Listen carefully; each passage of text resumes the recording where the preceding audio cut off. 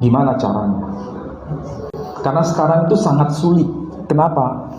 Yang di Indonesia sekarang, kaum Kristiani bukan hanya tahu Alkitab bahasa Indonesia. Mereka sudah semakin tahu Alkitab bahasa Inggris dalam berbagai versi. Mereka bahkan tahu Alkitab bahasa Arab dalam berbagai versi. Mereka tahu literatur Kristen dalam bahasa Arab. Saudara sudah masuk ke sana belum? Bahkan mereka tahu ayat-ayat Quran dan tahu hadis-hadis.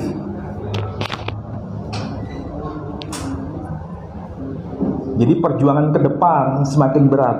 Kalau dulu Anda cuma bawa Alkitab bahasa Indonesia cukup selesai. Sekarang nggak bisa. Bahkan mereka kalau menggunakan hadis bukan terjemahan, langsung kitab Sahih Bukhari bahasa Arabnya. Nah, ini video yang cukup bagus dari seorang scholar muslim, cukup bagus buat saya. Ini word perspektifnya bagus, ya, word view-nya bagus. Nah, jadi karena videonya tidak bisa di stitch, saya bikin video sambungan aja dari apa yang Ustadz sampaikan, saya potong khusus pada bagian yang saya akan strike di sini ya. Jadi sebenarnya di dalam debat-debat akademis, dalam debat-debat teologis yang hari ini marak Islam Kristen, entah di ruang-ruang akademis ataupun di dalam ruang-ruang online, di YouTube, Zoom, StreamYard dan lain-lain sebagainya. Memang haruslah demikian. Bagi kekristenan, memang kekristenan meletakkan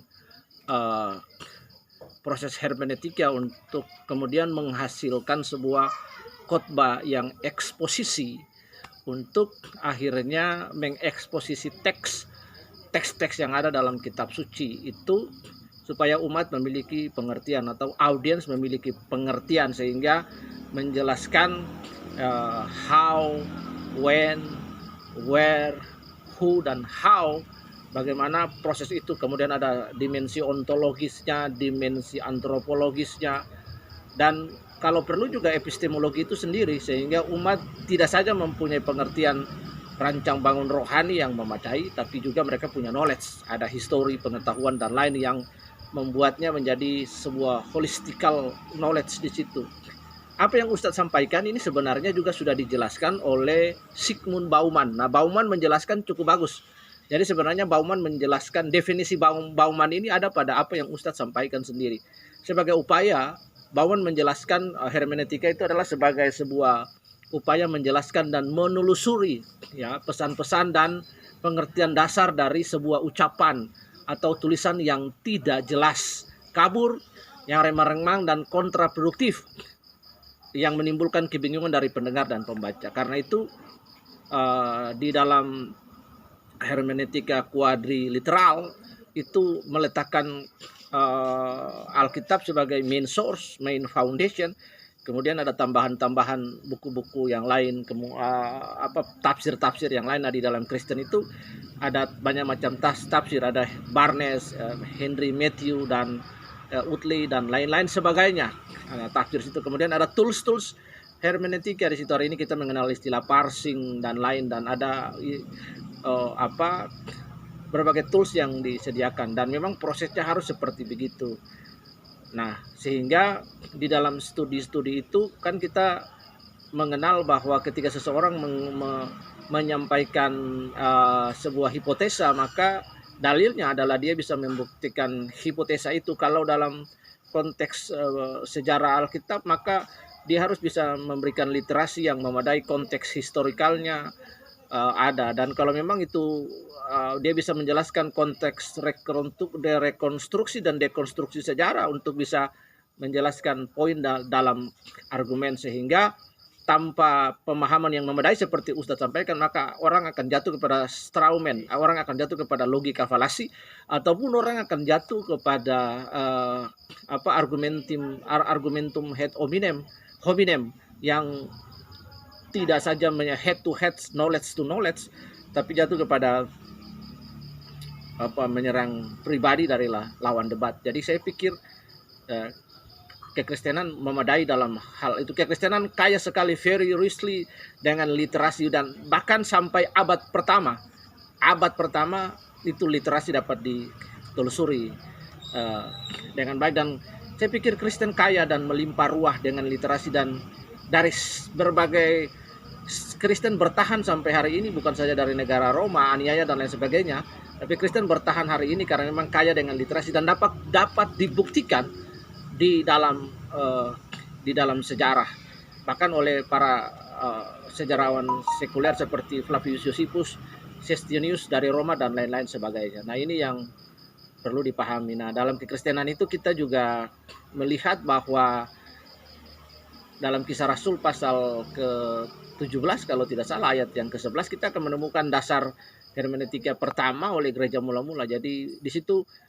para jemaat di Berea itu duduk bersama-sama, kemudian mereka belajar bahwa apakah pengajaran Rasul Paulus itu benar demikian, yaitu dengan menyelidiki sesuai dengan kitab suci. Ini proses hermeneutika yang dilakukan oleh jemaat-jemaat di Berea. Nah, salah satu ahli yang bernama Habermas juga dia menjelaskan bahwa di dalam hal ini menuntut penerapan proporsi-proporsi yang teoritis terhadap fakta yang terbentuk secara bebas melalui pengamatan sistematis. Nah, Habermas juga menjelaskan bahwa suatu kegiatan di mana pengalaman dan pengertian-pengertian secara teoritis berpadu menjadi satu, mengikuti 3 bentuk penyimpulan yang juga ditemukan oleh C.S.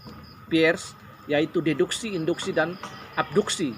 Jadi sehingga proses-proses pembentukan hipotesis itu yang bersifat eksplanatoris. Nah, seringkali kan di dalam debat-debat Islam Kristen itu ada saja orang-orang yang tidak mempunyai proses pembentukan hipotesis yang bersifat eksplanatoris. Nah, hari ini kalau kita lihat juga di dalam proses kurikulum Merdeka itu ada satu hal yang penting, yaitu teks eksplanasi. Jadi bagaimana orang mempunyai kemampuan untuk bisa membentuk hipotesis dan kemudian berdiri di atas hipotesisnya itu untuk membuktikan hipotesis dengan studi literatur, dengan fakta, dengan bukti dan lain-lain sebagainya. Nah, saya pikir ini sebuah kemajuan bagi teman-teman di Muslim Scholar. Nah, dan ini juga sebuah berita good news bagi teman-teman di Christian Scholar, sehingga terus lagi untuk memperdalam proses-proses hermeneutika, proses belajar untuk lebih, karena dengan kemajuan digital di era sosial 5.0 ini, gereja akan bertumbuh terus, sehingga debat-debat yang ada tidak lagi menjadi debat cocok logi, debat-debat yang argumentum ad hominem, tapi menjadi debat-debat yang